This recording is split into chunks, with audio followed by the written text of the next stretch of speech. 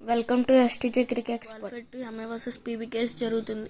ఈ మ్యాచ్లో ఎవరైతే గెలుస్తారో వారు డైరెక్ట్గా ఫైనల్స్ క్వాలిఫై జూన్తో ఆర్సీబీతో తలపడనున్నారు. ముఖ్యంగా మనం మాత్రం హార్దిక్ పాండ్యా అండ్ సూపర్గా ఆడి జీటీని ఓడించి క్వాలిఫై అయ్యారు. ముఖ్యంగా పంజాబ్ మాత్రం ఈ మ్యాచ్లో ఓడి అడుగు పెడుతుంది. అయినా వాళ్ళని తక్కువ అంచనా వేయడానికి లేదు. వాళ్ళ దగ్గర చాలా స్ట్రాంగ్ టీం ఉంది. ఈ రెండు టీముల మధ్య టఫ్ ఫైట్ చూసే స్టాట్స్ విషయానికి వస్తే వీళ్ళిద్దరూ టోటల్గా 32 టైమ్స్ తలపడ్డారు. అందులో 17 టైమ్స్ ఎంఐ గెలిస్తే పీబీకేఎస్ 14 టైమ్స్ గెలిచింది. ఇంకొకసారి డ్రాగా గ్రౌండ్ స్టాట్స్ విషయానికి వస్తే ఇక్కడ టోటల్గా 43 మ్యాచెస్ జరిగాయి. యావరేజ్ ఫస్ట్ ఇన్నింగ్స్ స్కోర్ ఏమో 170+ ఉంది. ఫస్ట్ బ్యాటింగ్ చేస్తూ 20 టైమ్స్ గెలిచారు. సెకండ్ బ్యాటింగ్ చేసిన వాళ్ళు 22 టైమ్స్ గెలిచారు. మిగతా 2 టైమ్స్ నో రిజల్ట్. వెదర్ రిపోర్ట్లో చూస్తే వర్షం పడే అవకాశాలు చాలా తక్కువగా ఉన్నాయి. కాబట్టి మనం పూర్తి మ్యాచ్ చూసే అవకాశాలు ఉన్నాయి. క్లైమేట్ ఇలానే ఉంటే మనం టాస్ గెలిచిన కెప్టెన్ సెకండ్ బ్యాటింగ్ ఎంచుకుంటాడు. ఎందుకంటే సెకండ్ బ్యాటింగ్ చేస్తున్నప్పుడు డ్యూ వస్తుంది. డ్యూ వల్ల బ్యాటింగ్ చేయడం ఈజీగా అవుతుంది. మ్యాచ్ గెలిచే అవకాశాలు ఇంకా ఉంటాయి. అందుకనే టాస్ గెలిచిన కెప్టెన్ సెకండ్ బ్యాటింగ్ ఎంచుకుంటాడు. నేను మీకు ఇది అర్థమైందని అనుకుంటున్నాను. ఓవరాల్ ఐపీఎల్లో ఈ స్టేడియంలో జరిగిన హైయెస్ట్ సక్సెస్ఫుల్ చేసి 205, అది కూడా కేకేఆర్ చేసి. బౌలింగ్ స్టాట్స్ విషయానికి వస్తే టోటల్గా 43 మ్యాచెస్ ఆడితే అందులో పేసర్స్ డామినేషన్ కనబడుతుంది. ఎందుకంటే 243 వికెట్స్ పేసర్స్ తీయగా 119 వికెట్స్ మాత్రమే స్పిన్నర్స్ తీసి, కనుక ఈ వికెట్ పేసర్స్ బాగా. ఫస్ట్ ఇంట్రెస్టింగ్ కీ బ్యాట్లు వచ్చేసరికి Prabhsimran Singh versus Trent Boult. 25 balls face చేసి 26 రన్స్ స్కోర్ చేసి 2 టైమ్స్ అవుట్ అయిపోయాడు. స్ట్రైక్ రేట్ కూడా 104 మాత్రమే ఉంది. ఇది ఒక పవర్ ప్లే బ్యాట్లు. ఇంకో పవర్ ప్లే బ్యాట్ల విషయానికి వస్తే Rohit Sharma versus Harshdeep Singh. Balls 23 bowl చేస్తే 28 రన్స్ స్కోర్ చేసి 1 టైమ్ అవుట్ అయ్యి స్ట్రైక్ రేట్ హిట్ మ్యాన్ మార్క్లో లేదు. ఇది ఒక ఇంట్రెస్టింగ్ పవర్ ప్లే బ్యాట్లు.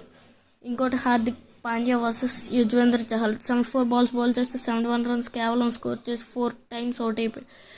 హార్దిక్ పాండ్యా 95.9 స్ట్రైక్ రేట్ ఉంది. Fourth Suryakumar Yadav versus Chahal. ఇది కూడా మిడిల్ ఓవర్స్లో ఉండే interesting key battle. 71 balls bowl చేస్తే 83 రన్స్ స్కోర్ చేసి ముఖ్యంగా 3 times out.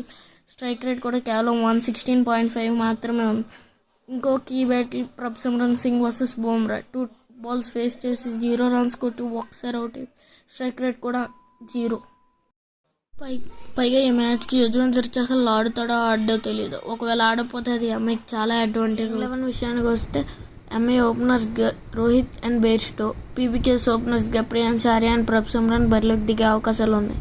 3rd and 4th డౌన్లో ఎంఐకి Surya and Tilak. 3rd and 4th డౌన్లో పీబీకేఎస్కి Josh Inglis and Shreyas Iyer దిగే అవకాశాలు ఉంటాయి.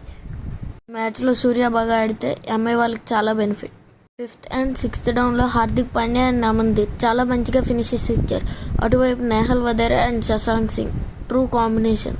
ఈసారి కూడా చూద్దాం హార్దిక్ పాండ్యా ఎలాంటి ఫినిష్ ఇస్తాడు. ఎంఐకి 7th and 8th స్పాట్స్లో రాజ్బావ్ and Mitchell Santner.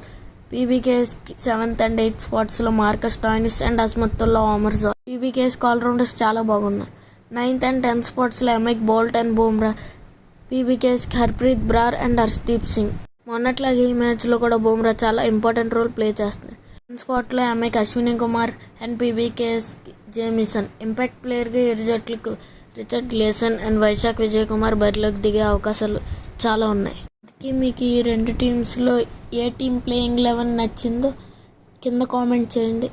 Video నచ్చితే లైక్, షేర్ అండ్ సబ్స్క్రైబ్ చేయండి. వాళ్ళు కనుక ఒకవేళ ఫిట్ అయితే హర్ప్రీత్ బ్రార్ ప్లేస్లో ఆడే అవకాశాలు ఉన్నాయి. Thank you for watching. Have a nice day. Hope you guys enjoy.